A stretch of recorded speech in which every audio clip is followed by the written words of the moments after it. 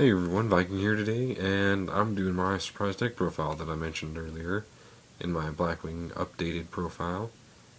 And it is windups. Now, yes, windups. And the reason why is because they're really fun, and I was able to get them really cheap. Like, I didn't even spend any money on the deck at all. I got everything through trades, basically. And, yeah, so I didn't spend any money on it, and it's a really fun deck. It's really consistent, and it's a shenanigan. Like, the entire deck is one giant shenanigan that you just do to your opponent. It's really fun. It's really funny to play. Like, you constantly kind of laugh to yourself because it's funny of what you're doing. But yeah, let's get started. Uh, I got it finished today. Played it in locals. Only lost one match because Exciton Night was a thing, and yeah, but other than that, I won all my other matches, 2-0'd everything. So the deck is still really good, it's really strong, really consistent, and it's really fun. So 3 Rabbit, start you off. He can banish once per turn, once while he's face up on the field, banish one windup. So you can banish him, and when he comes back, you can use his effect again because it resets. Or you can banish another windup if they compulse it or bottomless it or something. So he's really handy. You do it either player's turn. You can do it in chain of things. And he spams Wind Up Factory's effect. So yeah, Wind Up Brat.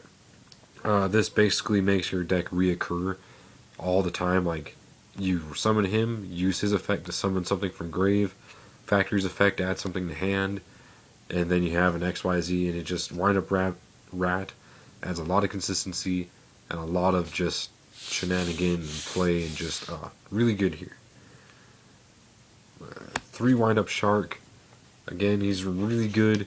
He spams himself from your hand when he normal or special or wind up monster, and he can modify his level to go down to 3 or up to 5. So you get rank 3s and rank 5s out of him really easily, and you can get OTKs with him. So it's really cool. 2 Wind Up Soldier because he goes up to level 5, or he can make himself, and he makes himself go up to 2200 attack. So if you just need like a simple monster to summon to get over something, he's really nice because he goes up to 22. So yeah, and he also gives you rank 5 plays with himself. Wind Up Warrior, again, he gives you rank 5 plays because he makes any wind up on the field go up a level. So he can make rank 5s or rank 4s really easily, depending on what you do on him with him. But he's just really good. I mean, they both do kind of the same thing, Warrior and Soldier, but he's just, I don't know, really good. I like having both because they both have their upsides and their downsides, so yeah. 1 Magician, I mean, he's at 1, so you still play him. This with Shark, Magician with Shark, is your OTK basically, because if you have 2 Sharks in hand and Magician, you usually have game. So it's really nice. I mean, if you activate Wind Up effect, he summons 1 Wind Up from deck, so he basically just sits there and spams a field. So yeah, 3 Tour Guide for non-wind up monsters and 1 Night Assailant. The Tour Guides add a lot of consistency and a lot of plays to the deck. I mean, you constantly have something to do, and it's just they come really in handy, and they basically make it another thing for the deck to do. I mean, the deck already has a lot, but the Tour Guides just add more. And then the Night Assailant is a Tour Guide target, of course, and he doesn't draw dead necessarily. I mean, if you draw him, it kind of sucks, but at the same time, it's like, that's alright, I'll just set him and pass turn, because if they destroy him, if they attack him, he flips up, and then you destroy a monster they control. So he's really useful, even if you do draw him. For spells, 3 Factory. I mean, I was mentioning this before.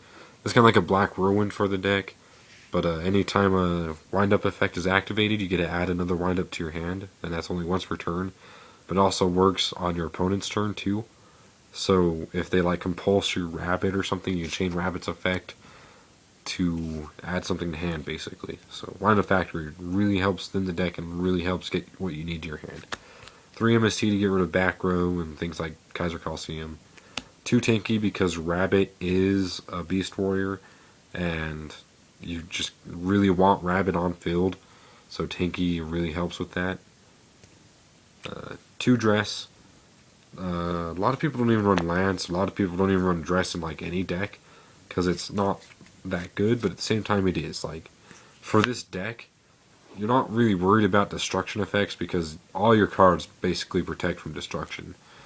But what this helps with is things that target things like Dimensional Prison, Compulsory, Book of Moon, Maystroke, just anything that would target up your monsters and get them back to hand or flip them face down so your opponent can get over them without their effects activating.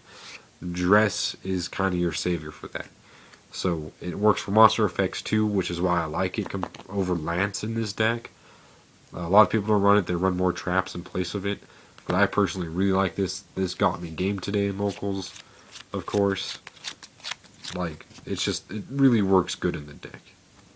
1 Book of Moon and 1 Mind Control. Mind Control really helps for late game plays. If you don't have much, you just normal summon level 4, steal your opponent's Yamato, and you have a rank 4 play right there. So, Mind Control really comes in handy with the deck. For traps, I got 2 Mirror Force and 2 Deep Prison.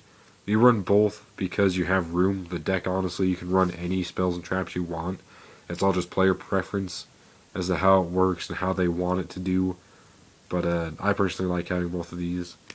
2 Fiendish, because, that's another preference of mine, obviously. I really like Fiendishes. 1 Blackhorn of Heaven and 1 Seven Tools of Bandit. I'll probably take Seven Tools out for another Blackhorn. Because Seven Tools, I don't really like Seven Tools a whole lot. It's alright, but I'd rather have another Blackhorn, in all honesty. And I don't like Solemn in the deck because you really need your life points, which is another reason why I don't like this. But this deck really needs life points because a lot of games you played come down really close when it comes to life points. So, 1 Bottomless and 1 Teabag or Torrential to finish off traps. Just basic summon stops, basic staples. For extra deck, now my extra deck isn't done. My main deck is, but my extra deck isn't. So I'll explain what I need in a bit. 2 Zen mains, because he's just, he's a wind up for 1, and for 2 he's really good for stall. 1 Muserhythm, he really helps get over big monsters and go for OTK plays, because he doubles the Jin monster's attack, so him or Maystroke become 3k or more. Really good. Engineer, because he can not only save himself, but he can save other monsters you control, so he's really good. Leviathan, Cowboy, Maystroke, Photon Pappy, and Zenmeister for 4s. They're all decent monsters. They all come in handy when they need to. For 5s, Freeze Dawn, he's going to come out. He's obviously a terrible card. 2 Shark Fortress, I'll probably take one of those out too. 1 Volcasaurus, and 1 Zenmayo. Now, the cards that I'm missing are Downerd Magician, Leviair Dragon, and Gaia Thunder Charger, and Tyrus the Keeper Genesis. So the cards that I'm going to take out for those is Fortress, Freezedon, and probably Leviathan, because this is only 14 cards so far, so use these 3 to replace 3 of them and then add in the 4th one. So again, that's Thunder Charger, the Gaia Dragon Knight guy, rank 60 overlay with a level 5. Downerd Magician, Keeper, Genesis, Tyrus, and Leviair Dragon.